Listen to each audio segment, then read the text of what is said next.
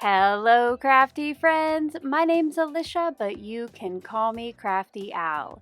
And in today's video, I'm going to be sharing a set of 3 cards using the exclusive collaboration with Trinity Stamps for Stamptember 2025. I hope you'll stick around to find out more and see how I made them.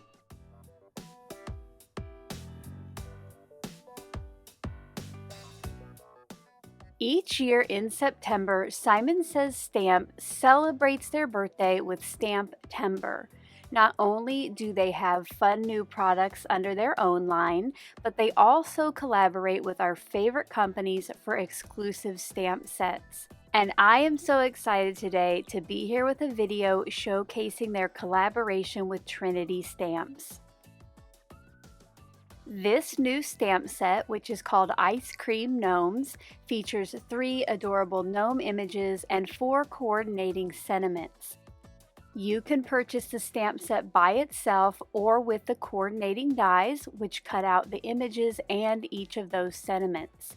Now, speaking of buying, these exclusive collaborations do go quickly, so if you are interested in this set, make sure to check out the top of the description box below for shopping links.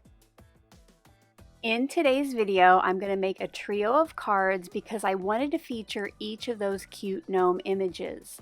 So I got out a scrap of white cardstock. This is alcohol marker friendly, and I stamped and heat embossed the 3 images and 1 of the sentiments. Now, because I am doing alcohol marker coloring, I just prefer to have it heat embossed, but you could definitely just use whichever alcohol marker friendly ink that you like. Once I had those stamps set up, you might have noticed that I was rubbing my fingers and my hands across the top of them, and that is just to remove any manufacturing oils that were left over. I find that this helps you get a good impression from the start.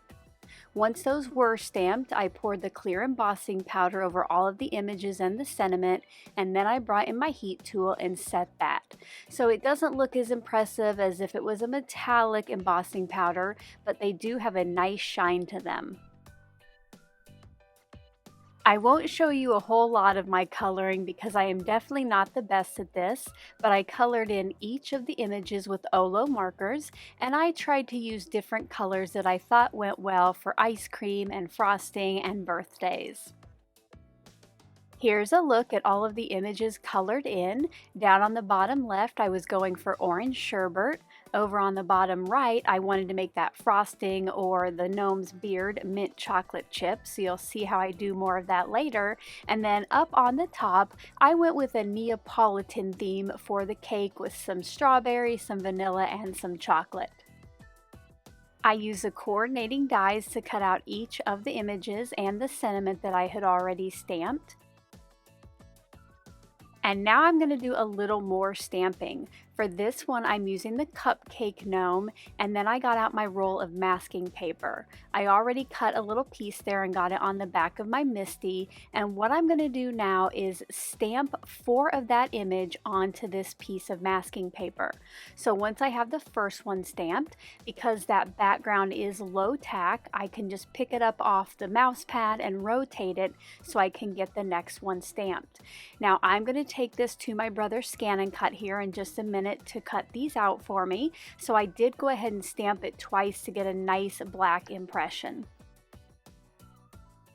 Once those had all been stamped, I brought in my brother's Scan and Cut mat, and I placed that piece in the top half, and then I took it over and scanned it and cut it out. Now when I do this, because I want the mask to be right up next to that line, I don't do any kind of offset. So now once it's cut, I can carefully pull back the negative parts, and then because this mat is brand new, I was super careful when I was pulling up each of those masks. For this first card, I'm going to stamp multiple of the cupcake gnome across my card front. What I want to do first is figure out where I want my unique one to go, and later you'll see what I mean by that.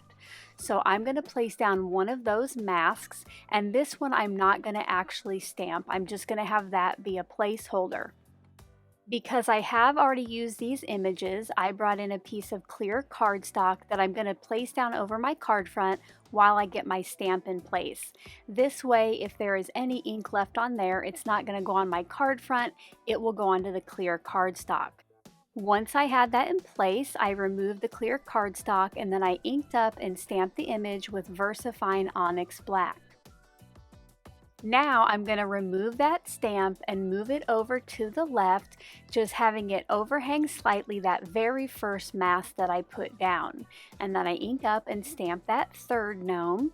And now, because I am going to overlap that one, I brought in another mask, and you'll see here at the end I had 5 gnomes across that card front. And because I have used the masks where they overlap, there isn't a jumble of stamping. It looks like they're actually in front of and behind each other. I know that I just removed all those masks to show you what the stamping looks like, but I do need to put those back in place because the sentiment I'm going to use for this card has to do with extra sprinkles, so I want to do some splattering. To do that, I brought in my splatter box and I put my small glass board at the bottom, and I am using liquid watercolors. So with these, I don't really have to add any water. I can just put a couple drops right on the glass mat and then splatter all over that card front. I did try to keep it up toward the top so that there was a little bit of white space at the bottom. Now, while I'm working on that, I want to let you know that Trinity Stamps has lots of artists using this set today. So check out toward the top of the description box below to find a link to that playlist. I know you're going to want to see all of their inspiration.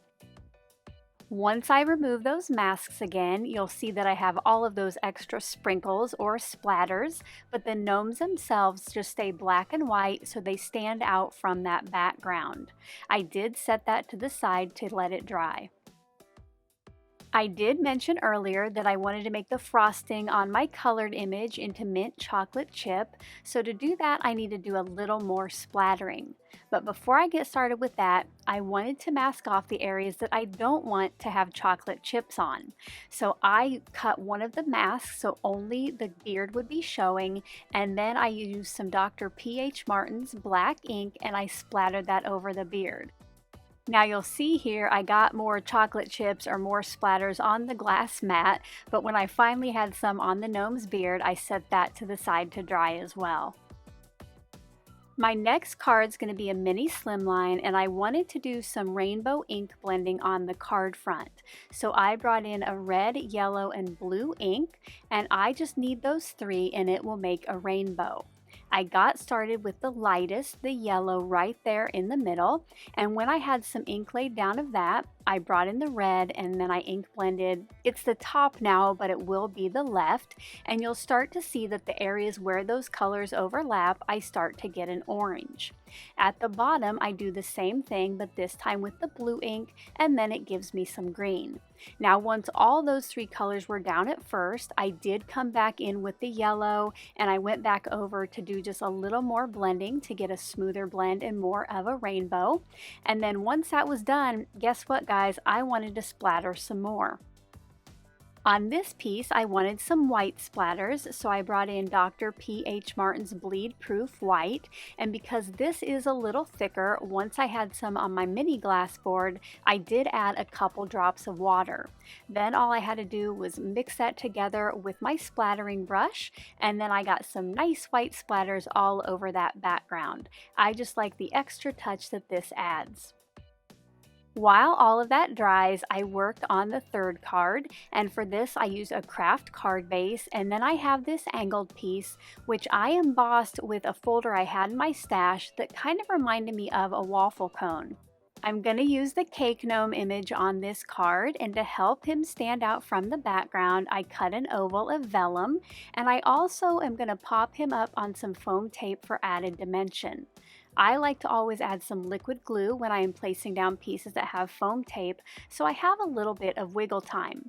Once he was in place, I then added liquid glue to the back of the embossed piece. And because for this one I am using the deboss side, I made sure to put a lot of adhesive so that that would stay down on my card front, and I gave that some time to dry under the magnets. Now to help separate the embossed piece from the top, I cut a couple scraps of colored cardstock and I just place those right up against that at an angle.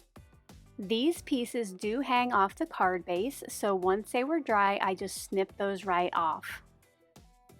The only thing I need on this card now is a sentiment. So I brought back in that Ice Cream Gnome stamp set, and I'm going to use that big happy birthday stamp.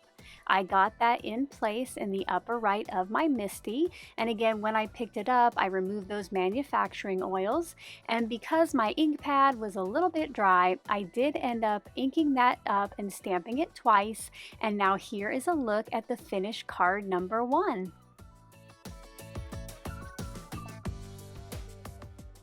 Now it's time to put together card number 2. I did cut down the sprinkled piece just a little bit, and I added some foam tape to the back of the sentiment and my mint chocolate chip gnome. I also cut a blue cardstock to mat that with, and I got a card base out of my stash. I adhered my stamped piece centered to the blue cardstock mat, and then both of those layers got added flat down to the card base. Now I'm going to get my colorful gnome or my mint chocolate chip gnome added to the card front, and once I have that liquid glue on the foam tape, I'm going to take some time and line that up where I put that original mask and left space for this image. Then the same thing with the sentiment, I added a little liquid glue to the back and got that put in place, and here is a close-up look at card number 2.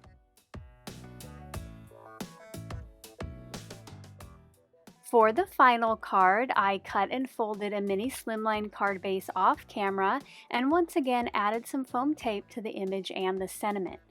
Now for that stenciled background, I wanted to do a little tearing at the bottom, so I kind of set that in place and figured out where I would want the tear to be, and then I just tore that toward me so I get that nice kind of white jagged edge. I got my rainbow added to my card base. I did my best to get nice even borders on the top, left, and right, and then I played around with where I wanted the image and the sentiment to go. So once I figured that out, I once again pulled the release paper, added some liquid glue, and got each of those put in place. And here's a close-up look at that card and a few more of all of the finished cards. I hope you enjoyed seeing how I used Trinity Stamps Ice Cream Gnomes exclusive Stamptember collaboration set to create these 3 cards.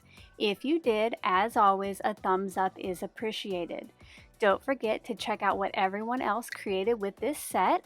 Again, I have the link in the description box below, or you can check out the end card here in just a minute. Until my next video, I hope you're all having a crafty day. Bye-bye. Thank you so much for taking the time to watch all the way to the end of the video. I hope now you'll consider clicking on one of the videos or playlists I have linked above. And if you are interested in any of the products or tools I used in today's video, I do have some links in the description box below.